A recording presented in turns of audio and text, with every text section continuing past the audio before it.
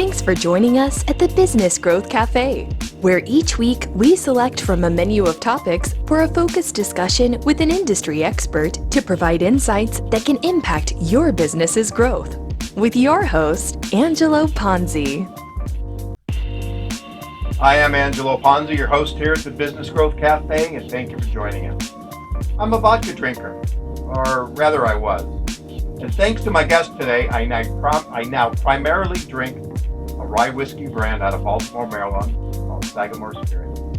I like it in old fashions, Manhattan, a variety of cocktails. I know it sounds like I drink a lot, but mostly I like it straight up and on the rock. Today at the cafe, I'm excited and fortunate to have the president of Sagamore Spirit, Treacy, who is here on the West Coast and has taken time out of his busy schedule to join me here at the Business Growth Cafe to discuss the emergence of Maryland Style Rye Whiskey and the growth of the Sagamore brand across the U.S., one sip at a time. Ryan, welcome. Yeah, thanks for having me. Yeah, absolutely. I'm excited. I really appreciate you taking time out of your schedule because I know you guys have jam-packed stuff going on in the time you're out here in California. I like to stay busy. Yeah, that's good. So before we get started, why don't you tell the audience a little bit about yourself and about the brand? Sure. I've been fortunate enough to be with Sagamore Spirit since day one. It was kind of a vision that kind of kicked around for a while, and about 2012 really decided that it was time to put it to work.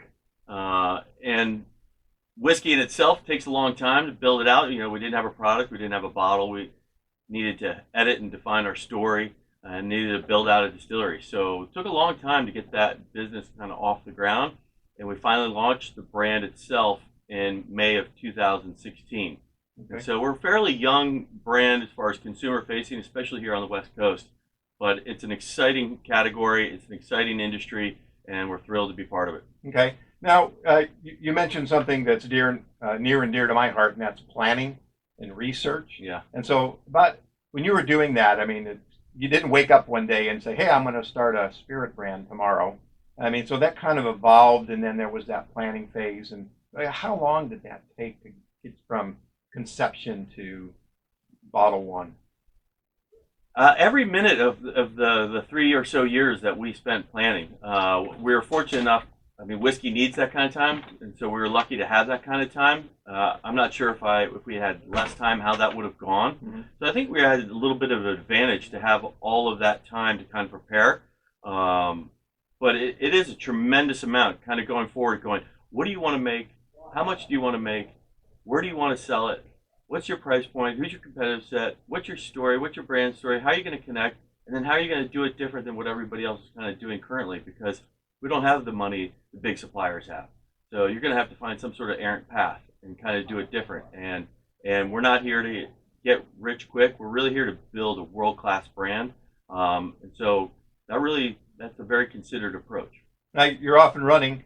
I believe in San Francisco whiskey event not too long ago. You were voted the best tasting whiskey. I want to say the world, but you got to tell me. Yeah, that's what they said. We took it. So really kind of one of the most recognized spirit competitions in the world is the San Francisco Spirit Competition. Blind tasting. It's really got some of the best judges in the world with the best palates. And we're fortunate, we have 3 core products. We have our signature, which is an 83 proof. We have our cask strength. We have a double oak. So those are fairly readily available in most markets. And then we do a limited time offering that we rotate. It's always unique and different, and that happens twice a year. Usually once in the early spring, once in the fall. And our last one was our straight rye whiskeys finished in port wine barrels. And we were fortunate enough to take home World's Best Rye Whiskey, San Francisco Spirit Competition 2019. So we're off and running. It's off to a great start. I kind of laugh a little bit to the team going, well, bar's been raised, what's next kind of thing, right? You're only 3 years in. Yeah, well, that's a great point. And I've been fortunate. I have had the port, and it is fantastic. And I think we first met last summer at a whiskey tasting, and we had an opportunity, and I know some of my friends came to that whiskey tasting, and I constantly get phone calls saying, hey, I'm over at High Times, I can't, I want the cask, or they're out of this or out of that, or they're down at Bevmo. And I like the fact that it has now become part of their bar, if you will, when it comes to rye whiskey. So really it's building it one. I mean, I said one sip at a time. I mean, it really kind of is that taste testing or tasting really drives consumption. It's super important. I mean, it's a really challenging industry. It's incredibly competitive. Our team works extremely hard to get it out there. It's a matter of finding the right accounts that make sense for your brand, selling in, seeing if they are interested in carrying, if they have room on their shelves for another rye whiskey. What makes your rye whiskey unique and different? Why is the consumer going to want to pull this off the shelf if I, invest in it? And it's just these stages of constant courting and servicing. And so they work really hard at telling the story, and we have a great product, but then servicing it. And that's a big part of our industry. That's incredibly important to us, at least at Sagamore Spirit, is servicing the product and servicing the consumer and servicing our partners on the retail side. We don't just drop our product off and say good luck with it, and getting that liquid to lips and telling people kind of what makes our rye whiskey different, telling them about the rich history of distilling in Maryland, and really kind of helping them understand what makes ours different, and what they might like about it, and really kind of connecting and building that brand. And so we've always considered ourselves a handshake brand because it is literally one person at a time, shaking hands, telling that story, and getting them to try your product. Yeah, it's really about building relationships. I look at it as almost like a boots on the ground strategy, right? Because I don't see you on television, I don't see billboards all over the place, but it is about that relationship with your partners. It is. It's a great point. Those are probably the most important. It takes a long time to kind of get that trust, and they buy into your support, right? Again, there's a lot of overhead in these retailers and these restaurants and bars. And you look at the back bar, you don't realize how much money they have tied up in there. And saying, if I bring in your product, am I just going to sit on it, or will you help, activate it? Will you tell people about it? Are you going to do things in the area to draw attention to this name? You're the new kid on the block, So I bring it in. They might not know Sagamore Spirit out of the gate, but thanks to our team out there activating and working with retailers and doing whiskey events and tastings, people eventually connect with it. And I don't know, you hear it, sometimes it takes upwards of 12 times for them to see the brand name before it really clicks. Sure. Yeah, I mean, there's a stat that I use when I talk about prospecting, when I talk to my clients, and it's usually 7 to 13 time touch points before someone actually buys. Yeah. And so it is about that reminder. It's about building the name of the brand, having that opportunity to taste. I love that line, liquid to lips. And so I'm going to do that. So we're going to do a little taste testing as we go through here. So what am I drinking first? This is our signature. Okay. This is kind of our workhorse. This is about 84% of our sales. This is one we really kind of see as what we truly define as a Maryland Style Rye Whiskey. So few people know there's a rich history of distilling in Maryland. It goes back 1600s. It was mainly rum at the time, but by about the mid 1700s, it was predominantly rye whiskey. And Maryland, was making whiskey for almost 200 years before Kentucky was even a state. And continue to go. And Maryland Style Rye really became what was known as the premier best rye whiskey in the country. In Pennsylvania, Monongahela Style Rye was right there with it, and kept making it through Prohibition. It's one of the reasons we're called the Free State. And then unfortunately, our last distillery closed its doors in 1982. And we saw that brand, that identity of Maryland Style Rye lived on for decades. So we saw a great opportunity to kind of come in. And this product here, the signature, is an 83 proof. It's a blend of 2 straight rye mash bills, one that's almost 100% rye and one that's barely legal rye. And it gives it this complexity and softness and balance to it, and makes it very easy to drink, very approachable, but still stands up great in a cocktail like a Manhattan or Old Fashioned. A lot of folks are newer to rye whiskey, or they've had one they thought was really angular, and then when they take a sip of this, they go, wow, that was actually really good and really smooth and easy to drink. And so that's what we were looking for in this one. Well, you found it, because as I mentioned, I converted to your brand, and this is my go-to. Yeah. I can't seem to keep it in the house. I hope my wife's not listening to this podcast. But I find this so smooth and the aftertaste, and I can feel the aromas, and it is a spectacular product, and I love it. Thank you. Yeah, we're very proud of it, and like I said, a lot of folks are newer to the category, and so this is a great way to get started, and people are really pleasantly surprised. Even the seasoned whiskey drinkers enjoy it. And it's so versatile, whether it's neat on the rocks or the different types of cocktails you can use them in. So let's go back a little bit about the history Mm-hmm. and in Maryland. And now your distillery is on, I think, a place called Sagamore Farm, right? We have a connection to a thoroughbred horse racing farm called Okay. Sagamore Farm. Our distillery, though, is located in downtown Baltimore, right on the waterfront. Oh, okay. But the farm itself has a really unique history. It goes back to 1925. Alfred Vanderbilt got it for his 21st birthday when his mom realized he was spending more time at the racetrack than actual classes at Yale. So it must be nice. Yeah. But it ended up being like a legendary thoroughbred horse racing farm. And then the Vanderbilts kind of let it go. And fortunate enough, our one of our co-founders bought it in the mid 2000s and kind of restored it. And it's a beautiful 530-acre farm with some horses on it and so forth. But come to find out, it's built on a shelf of limestone aquifers. And we have this beautiful little spring house that was built in 1909. You open up, there's no floor in it. There's just spring water coming up out of the earth. And we use 100% of the limestone spring water from Sagamore Farm to proof all of our whiskey. So we think after you spend 4 to 6 years in a barrel, you can only use the highest grade quality water you can find in the Mid-Atlantic region. We study it, we still study it today, but we studied it for about 3 years. And limestone water is the ideal water for proofing your whiskey. It's iron free and rich in calcium, and so that's our kind of connection and where our name comes from. Okay. Well, I mean, the fact that your water and nobody else can use it, Yep. that's a huge Yeah. differentiator for the brand. Our own like terroir to it. Yeah, exactly. So, as the president of the company, you think about starting from the beginning and growing this brand. What keeps you up at night? What keeps me up at night? I think about everybody on our team and how hard they work, and it takes a long time for a brand to get built, and so I just want to make sure people know that takes time. They don't get burned out because it's a marathon, and so people need to take care of themselves, and as hard as they work, they also need to take some personal time. Mm-hmm. That's incredibly important to us. And then for us, I think it's just competition. It's fierce out there, and you're always trying to figure out what can I do to one up them? How can I find a different way? I don't want to do it the way the others did it, and we don't have the capital to do it the way those guys do it. So we have to find a different path. And so always trying to think, what exactly is that? And we do some really interesting things, but what is the next level? What's the next step?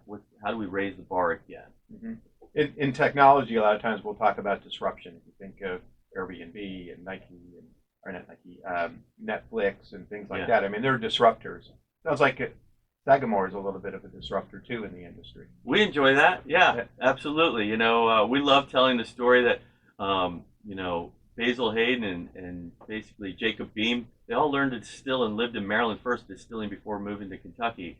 That's a story Kentucky's never going to tell you. So we love to tell that story. I'm sure the folks down in Kentucky, which we have a tremendous amount of respect for, they're going, what are they up to? But it's history, it's facts. Yeah. That rich history of distilling in Maryland, no one's going to tell you except for somebody from Maryland.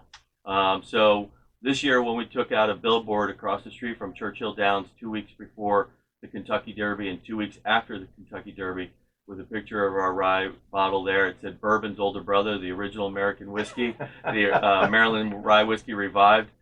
We got a lot of attention for that. Yeah, I bet you did. For a small little brand to go down there and say we were making whiskey before you. That's great. It's fun. That is great. I love that.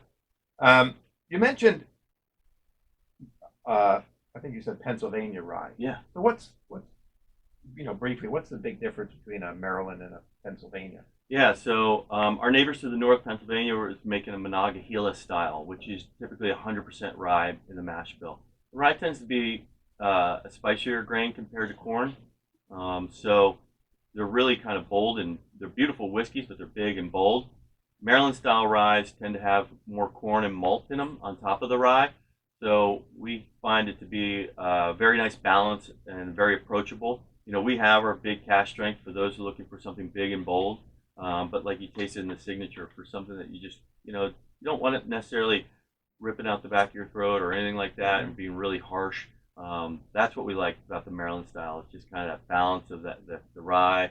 It still tastes like a rye, but kind of has this corn and malt kind of softness, finish, sweetness to it. So that's what we look at as far as Maryland style. Okay. Now, I love this. I love the billboard. That's fantastic. I love stuff like that. As we mentioned earlier, I mean, you're really not a big brand. You're not running big ads and things like that. So I see this kind of as a boots on the ground, get in front of people, getting to taste it. But you do have a pretty significant presence in social media. Mm-hmm. So how did, from a marketing strategy and an awareness building strategy, how do you utilize social media?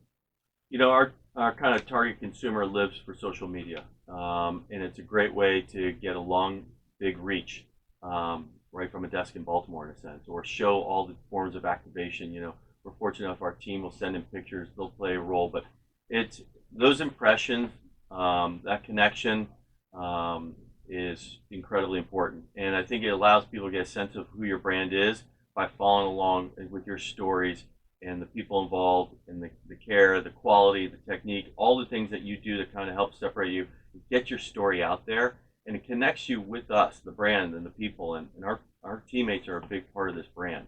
And so social media plays a big role for us. Okay.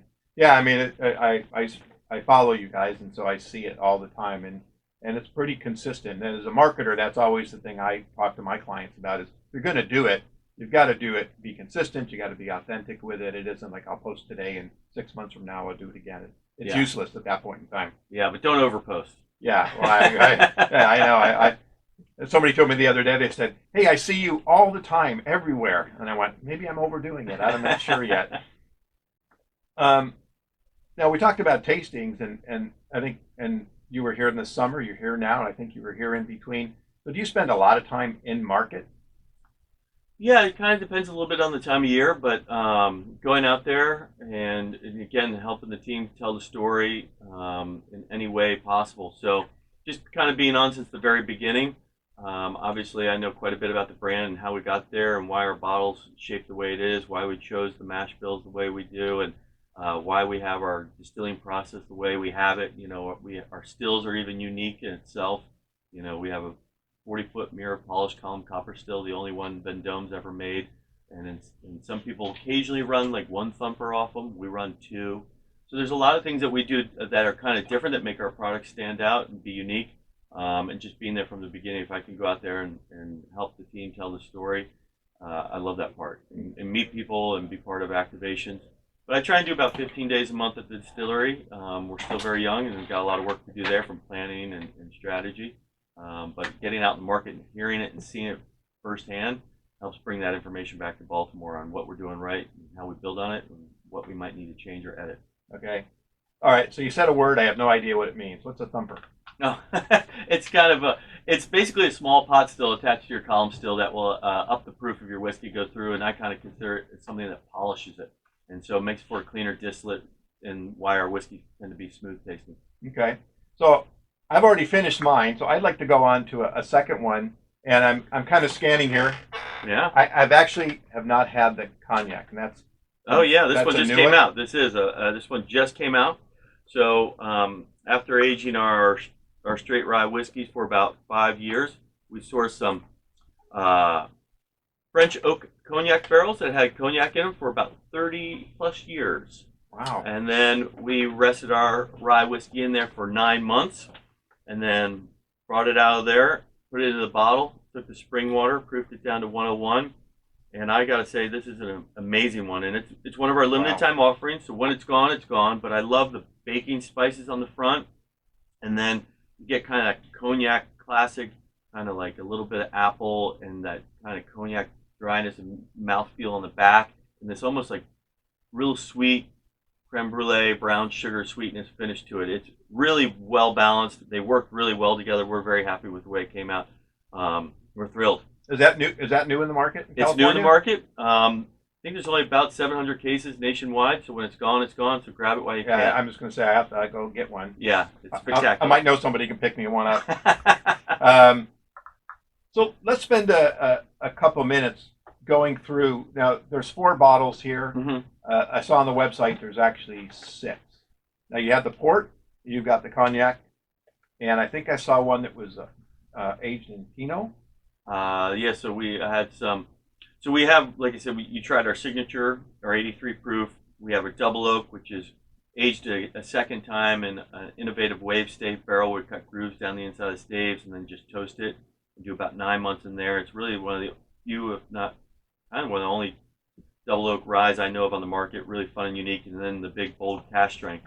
And then we've had these limited time offerings that kind of rotate, that can fall underneath a distiller select, where maybe it's something that came from a distillery background, maybe a whiskey finished in tequila barrels, or and then there's a kind of a vintner select, which is something where we source some wine barrels, Pinot, Shiraz, and port barrels, and did a blend, our vintner select. And we have a brewer select where we'll work with breweries, send our rye barrels to them. They'll put beer in them for a while, then they'll send them back, and we'll put our whiskey in it. There's just lots of fun types of collaborations, and those all kind of fall underneath this limited time offering. That they're short runs, but they're fun and exciting, and kind of show off the innovation of the team and the versatility of Maryland Style Rye. And then the 3 core products are always out there. And then we even have a barrel select program where the retailers can come and kind of handpick what we consider to be our premier barrels. Okay. Well, that's fantastic. And for those listeners out there, I don't know where you are in the country. I believe you're in about 35 states now. Yep. And I think Japan as well. Did I see you? We are officially now in Japan, China, Philippines, shortly to be Canada, UK, and Germany. Well, fantastic. And Panama. Congratulations. Thank you. So we know what kept you up at night. Yeah. So what has been your biggest challenge in growing this brand? My show is about business. So from a business standpoint, what has been the biggest challenge in growing this brand? Capital is always something, and how to spend it wisely, and you're never going to have enough money, and so when you go spend it, you want to feel really good about how you spend it. So I wouldn't say it's been a challenge, but that's where we probably give it a tremendous amount of thought. And then the liquor world itself has a tremendous amount of compliance and a lot of antiquated ways from back in Prohibition, and so there's a lot of hoops to jump through, and it's not easy. So every time we might have a really creative idea, might not be something you can actually do, because you're trying to think outside the box, but it's so heavily regulated, and there's so much compliance behind it, makes it really challenging. And then we have a 3-tier system, and we have our distributor partners are really engaged, and they're incredibly important to us. But they have big books, and we're just a little guy in there, so sometimes getting the attention is challenging. So working within the structures, but that's what it is, and you're going to have to find a way to do it. Yeah. There's no choice. There's no going really around it as of today. Yeah, well, I've noticed in one of the bigger retailers here, I remember when I first was exposed to the brand, I mean, you were on the bottom shelf. I think the last time I went, you were on shelf 3, maybe out of 5. So getting close right to the middle, which is fantastic. We want to get eye level, and then we're golden, right?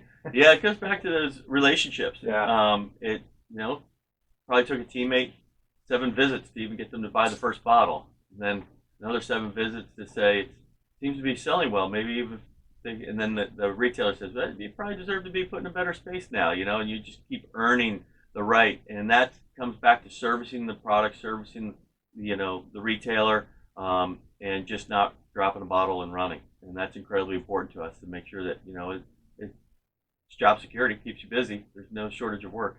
Yeah, I mean, well, on every street corner, there's a potential opportunity to sell the brand, right?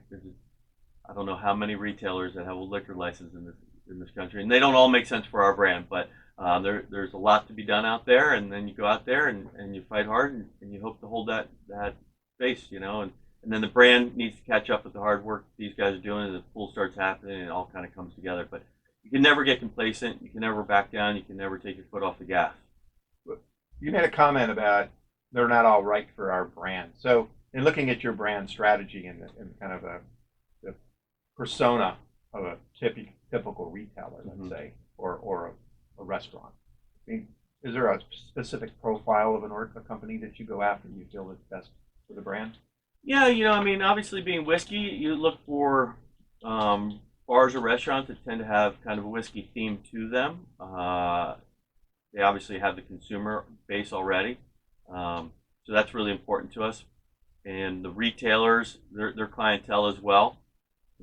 So really kind of finding out, and then this day and age, some folks are better at hand selling our product. So they love, we can go in there, arm them with the information of our brand, and then they're good about saying, I can tell you a little bit about Sagamore Spirit and what makes them unique, and really help to hand sell it. And that's important to us, to kind of just keep it moving. Well, that's about that education I think you mentioned earlier on, is really about not only educating the consumer, but educating your retailers, and every retailer becomes a brand ambassador, every bartender becomes a brand ambassador, right? Yep. Making sure they can tell the story and tell it well. Yeah, I mean, it's a heavy lift, but we like the challenge of, but again, nobody's going to tell the story of history of distilling in Maryland or Maryland Style Rye other than a distillery from Maryland for the most part. There's a few out there that's kind of interesting that are not in Maryland that do a Maryland Style Rye. So it speaks, I think, that's the ultimate compliment, that there are folks out there that recognize it as a unique and premium type product. So okay. There's a couple questions that I ask all my guests. I've already asked you one. The second one is, what's the best business advice you've ever received and or given? Received or given? I've received a lot. And I've received a lot of good things. But I mean, I think, having passion, patience, and persistence to everything that you do is incredibly important. And I try and take that approach to everything. And it's a balance of all three.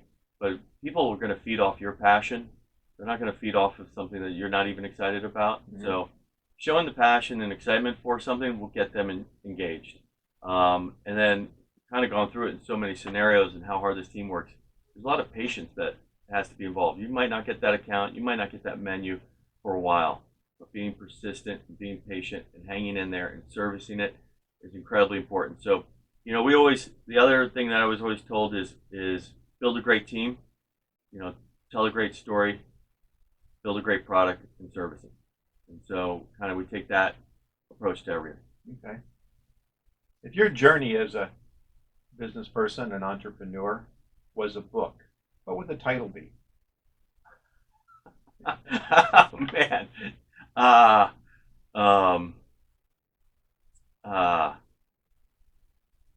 Enjoy life to its fullest, and I don't know, man. That's a good question. I would say whiskey, you want to enjoy a little bit of moderation to it too, But I don't know. You cherish every day. I feel very fortunate to be with this company, Sagamore Spirit. I feel very fortunate to work with the people I work with. I don't know. I just cherish every day. Okay. That is wise words, and that everybody should live by. How we doing over there, Paul the engineer? We got to wrap it up. All right. So, Brian, why don't you? First of all, this cognac is fantastic. Thank you. I mean, it is just. I mean, while you're talking, my mouth is just feeling great. Good. Anyway, why don't you tell the audience how they can learn more about Sagamore and certainly connect with you if that's something you'd like. Oh, we'd love that. Obviously, there's a few things that you can do. Basic website, sagamorespirit.com, and it's not spirits. There's a reason why. Maybe another show sometime, but there's just a lot of spirit and passion to this brand. And so sagamorespirit.com, social media, at Sagamore Spirit.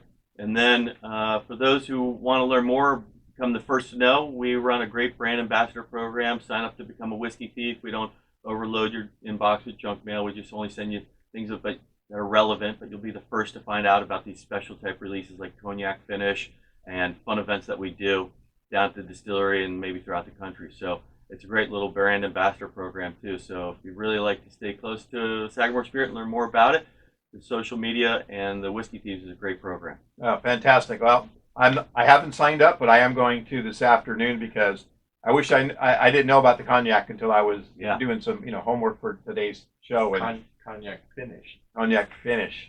I'm going to have another one before I go, by the way. I don't have anywhere to go this afternoon. And then I always have to get a shameless plug in that we run tours 7 days a week at our distillery, but it is a beautiful waterfront distillery in downtown Baltimore, right by the Inner Harbor, right by Camden Yards, right by the Inner Harbor. So come check us out. We're there 7 days a week. You can book tours in advance. It's a great city. Come see us. There's a great restaurant on site there. So lots to do, lots of activities. Tours last about an hour. Sample 4 different whiskeys. Can't go wrong. All right, fantastic. And I'm going to make my way back there. I have my in-laws who live in Virginia, so next time I'm back that way, All I right. want to head up to see you guys. Thank you so much. I really appreciate your time today. Thank you for the opportunity. Thank you again for joining us at the Cafe. You can find out more about me, read my blogs, view my show videos, or sign up to receive more information at theponzigroup.com or connect with me on LinkedIn. And if your business is ready for growth and you need a CMO but not quite ready for a full-time person yet, connect with me. I'd welcome the opportunity to explore the benefits of working with a fractional CMO. And lastly, please subscribe to this show. And if you're already a subscriber, I encourage you to tell others about it so they can benefit from this great content. Thank you again for joining us, and join me next week for lunch at the Business Growth Cafe. Thank you, sir. Thank you. Thank you for listening to today's discussion at the Business Growth Cafe with your host, Angelo Ponzi. Take a moment to subscribe to this podcast and visit our website at www.businessgrowthcafe.com. Read Angelo Ponzi's blogs at www.theponzigroup.com.